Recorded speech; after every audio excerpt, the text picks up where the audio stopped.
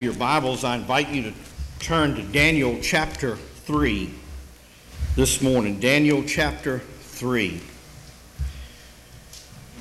As I was studying last night and praying about what God would have me share with you this morning, when I woke up this morning, He impressed upon my heart that there are a lot of people that were coming to church today that have just about had enough.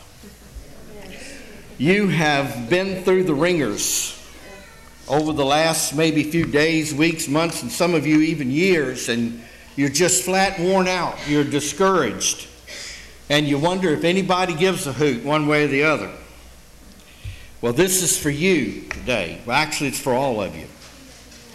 But today, more than in any other time in history that I can remember, we as Christians are always called upon to compromise. We're told to give in. We're told to dance to the music. In other words, whatever the current trend is, whatever the current belief is, Christians are told to just dance to that music and compromise. But when we say no and we make a stand for God and for what is right, and those people are getting fewer and fewer and fewer, I'll have to tell you, you're going to get persecuted for it. Never in my life have I seen Christians persecuted for their beliefs in a free country like we have here. Oh, I would expect that in Egypt or over in Sudan or over in some communist country, but America it's just kind of hard to believe. But you know, Isaiah said there was coming a day when people would call good evil and evil good. Well, it's not coming today.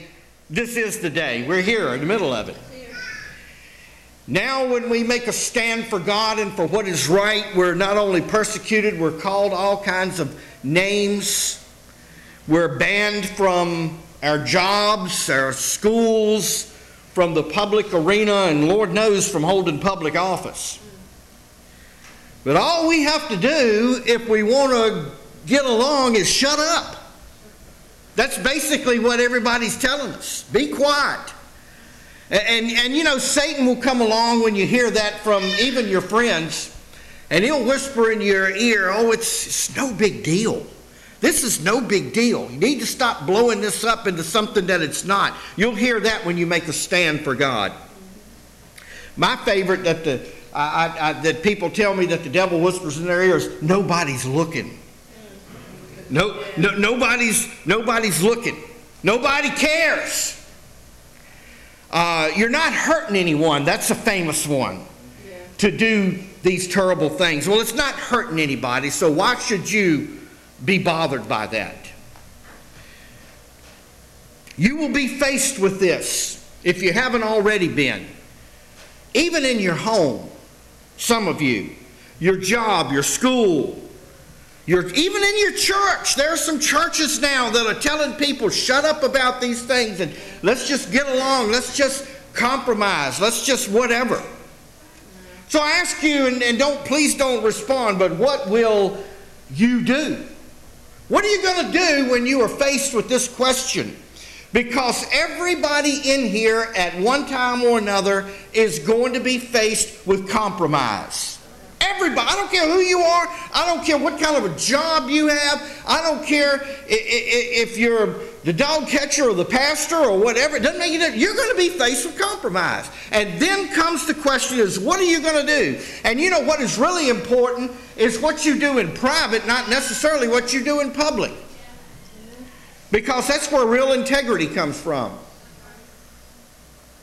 Integrity is all important in the Christian life. What you do in private means even more than what you do in public. We're going to look at an account of 3 teenage boys. Teenage boys. You wouldn't think that there would be an account of 3 teenage boys doing anything good in the Bible, would it? I mean, let's be honest. I was a teenager once. I still insist that I am. I told somebody the other day I'm an 18-year-old trapped in a 55-year-old body. That is terrible conflict, I'm here to tell you. Terrible conflict. I hear some amens under the breath back here. All right, well, we're going to look at an account. These are 3 teenage boys. They were kidnapped from their home by Iraqis. Yeah. Y'all didn't know Iraq was around back then. It was called Babylon. They were kidnapped. Here are Jews kidnapped from their home by Iraqis.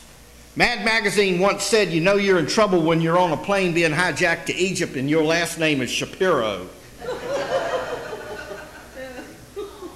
These boys were in deep trouble. Not only were they kidnapped by the Babylonians, they were carried away to a distant land way away from their home. Teenage boys now. It's just getting worse. When they get there, they have no family.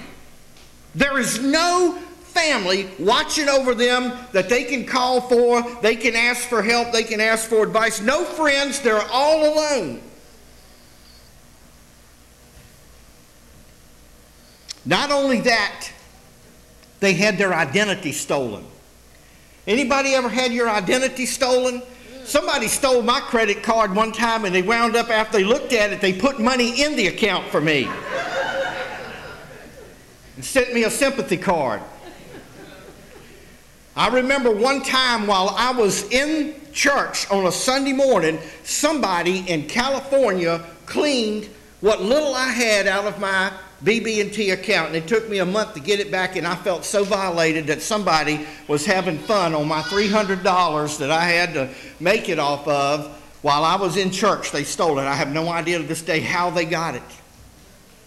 But they had their names taken away from them. Not just their identity. These boys had their names. They couldn't even be called their names anymore.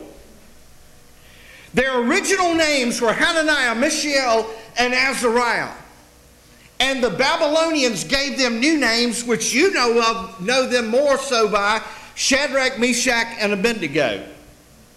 But that was not their original names. So they had everything taken away from them, everything stripped. Now, you know, it's easy to talk trash when everything's going your way, isn't it? It's easy to talk tough. It's easy to make a stand when there's no opposition and when nobody's breathing down your back, when you're not facing imminent danger, when everything is okay, you got your health, you got some groceries in the refrigerator, you can talk trash pretty easy then. But how about when this happens to you? What will you do? Now these boys, on top of all that, are facing compromise. Now what do you think that not just the average teenage boy, but the average anybody would do? When they've been taken away from home, they're hundreds of miles from home, they have no family, no friends, they don't even have their names anymore, and then they're asked to compromise.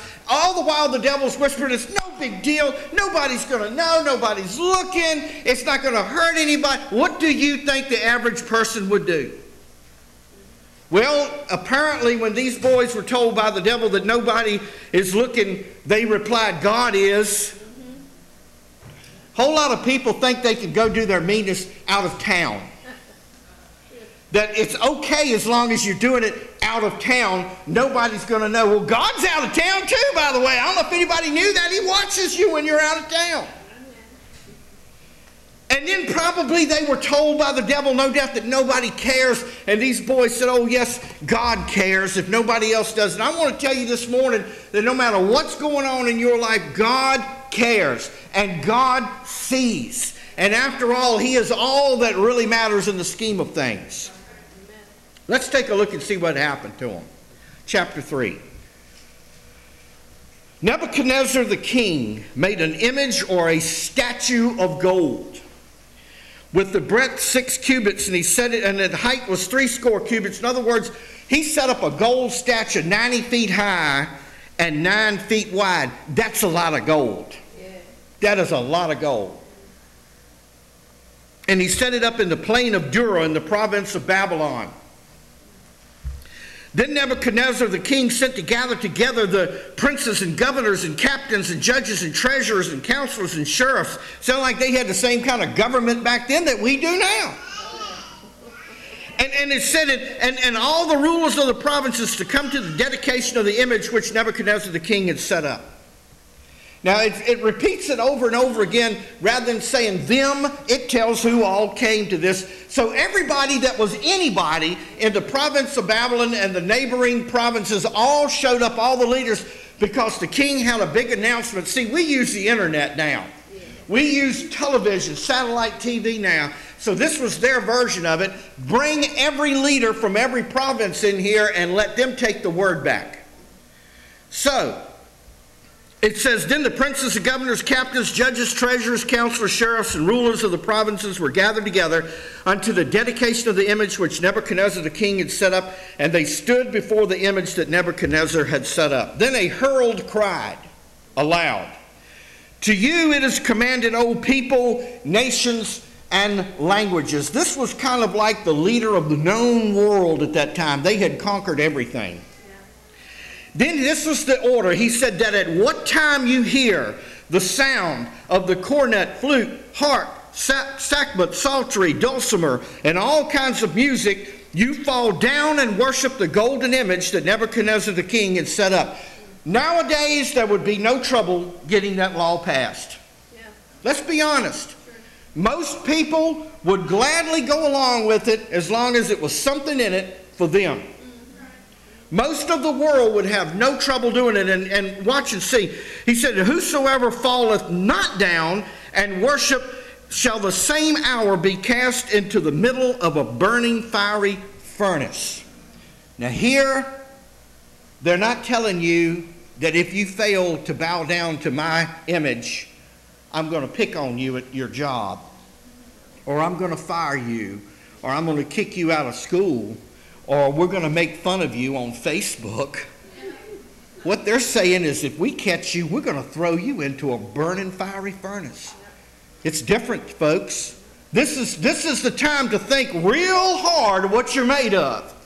Time to think real hard about who you're going to follow, because the day is coming, if the Lord tarries, that you might be faced with that, and so will I, with the real deal. You never know.